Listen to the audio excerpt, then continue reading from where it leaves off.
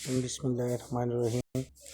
Sequence की एक video student मैंने आपको ऑलरेडी बना के भेज भी दी थी और आज फिर एक और इस वीडियो के अंदर हम उसके लिमिट्स के जो रूल्स हैं उन पे बेस करेंगे और मज़ीद जल्दी डिस्कशन करेंगे सीक्वेंस के ऊपर। आपको ऑलरेडी मैंने ये बुक सेंड भी की हुई है, आप इसे स्टडी कर सकते हैं। लिमिट कांस्टेंट के ऊपर कोई काम नहीं करती, तो limit of a constant is constant, ये ए में रूल है। फिर अगर कोई कांस्टेंट किसी सीक्वेंस के साथ मल्टीप्लाई हो रहा है तो कांस्टेंट को बाहर ले लें और सीक्वेंस के ऊपर लिमिट अप्लाई कर दें और सीक्वेंस की लिमिट को से L1 कह देते हैं तो C टाइम L1 हो जाएगी।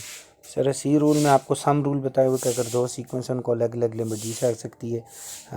डी में डिफरेंस रूल है कि अगर दो सीक्वेंस माइनस हो रही हैं तो अलग अलग लिमिट दी जा सकती है। प्रोडक्ट रूल में अगर दो सीक्वेंस आपस में मल्टीप्लाई हो रही हैं तो उनको अलग अलग लिमिट दी जा सकती है।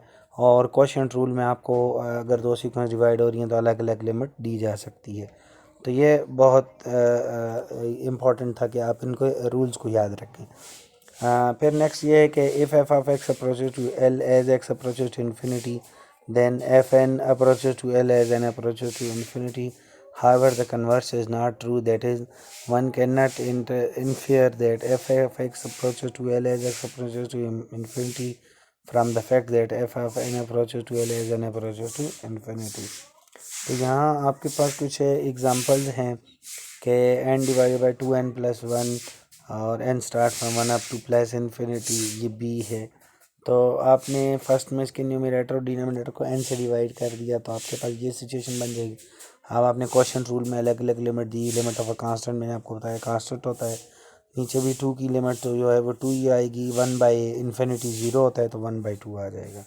इस तरह बी पार्ट है, इसको भी आप देख सकते हैं कि ये सीक्वेंस जो है ये बी में आपके पास ये होगा स्टूडेंट के ये प्लस और माइनस की फॉर्म में ये सीक्वेंस आएगी। तो इस तरह ये एस्केलेटिंग सीक्वेंस हो जाएगी। और इस तरह सी पार्ट भी आप देख सकते हैं ये सॉल्व हुआ है, इसकी लिमिट 0 आती है। और डी पार्ट में आपके पास माइनस इन्फिनिटी लिमिट आ जाती है। उसकी वजह यह है कि यहाँ 8 की तो 8 ही आ जाएगी, 8 minus infinity is minus infinity.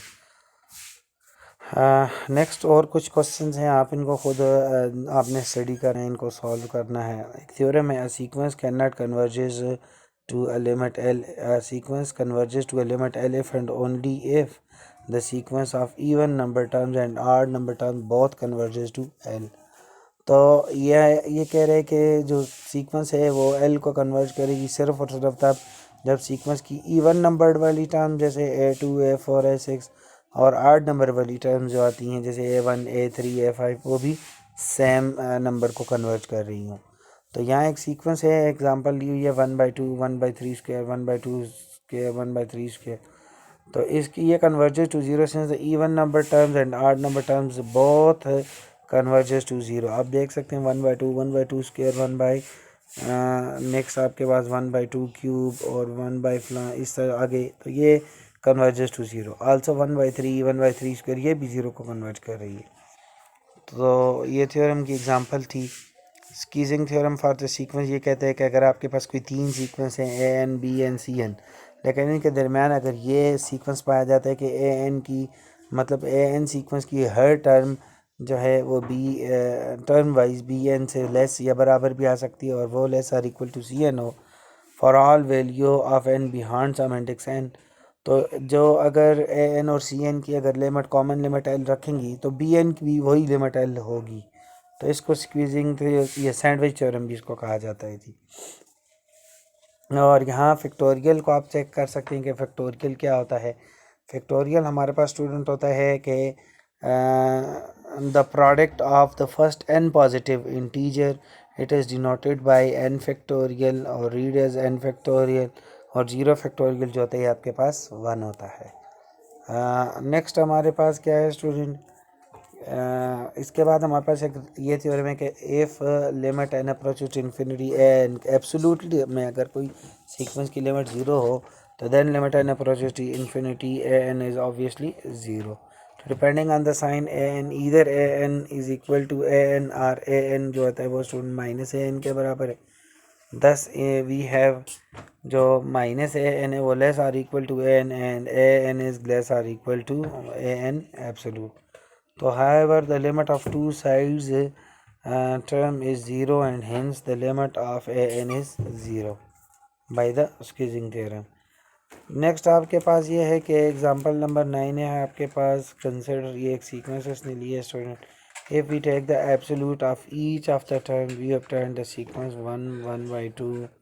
1/2 square up to 1 which shows that an example is converges to 0. thus from this theorem, ज़ाहिर सी बात है अगर ये एब्सोल्युटली कन्वर्ज करती है तो हमने अभी ये रिज़ल्ट पढ़ा, इसको आपने यूटिलाइज कर लेना है कि अगर किसी सीक्वेंस जो है वो एब्सोल्यूट में क्या करती है स्टूडेंट, कन्वर्ज करे जिस लिमिट को, तो then this also converges to that limit. इस थ्योरम को यूज़ कर रहा है ये नेक्स्ट के अंदर, इस एग्जांपल के अंदर इसी थ्योरम को अप्लाई किया गया है. इसके बाद स्टूडेंट रिकर्सिव सीक्वेंस क्या आती है, जो ऐसी सीक्वेंस जो पिछली टर्म से उसकी अगली टर्म ऑब्टेंड हो, उस सीक्वेंस को रिकर्सिव सीक्वेंस कहा जाता है. तो ये जो फार्मूला आपको देख रहा है ये उसके रूट फाइंड करने का फार्मूला है. और यहाँ ये न्यूटन मेथड के ज़रिए ये उसकी अप्रॉक्सीमेशन है. इसमें आप xn+1 is equal to 1/2 xn plus A divided by xn, इस फार्मूले से आप उसके रूट फाइंड करते हैं. और इस टेबल को भी आप देख सकते हैं, यहाँ कुछ नंबर्स के उसके रूट फाइंड किया गया है. इसके बाद स्टूडेंट एक्सरसाइज जो है 9.1 है, ये आपको मैं असाइनमेंट एक देने जा रहा हूँ जो आपने 24 से पहले सबमिट करनी है. तो उसमें ये इंक्लूड होगी, आपने सारी एक्सरसाइज को सॉल्व कर लेना है.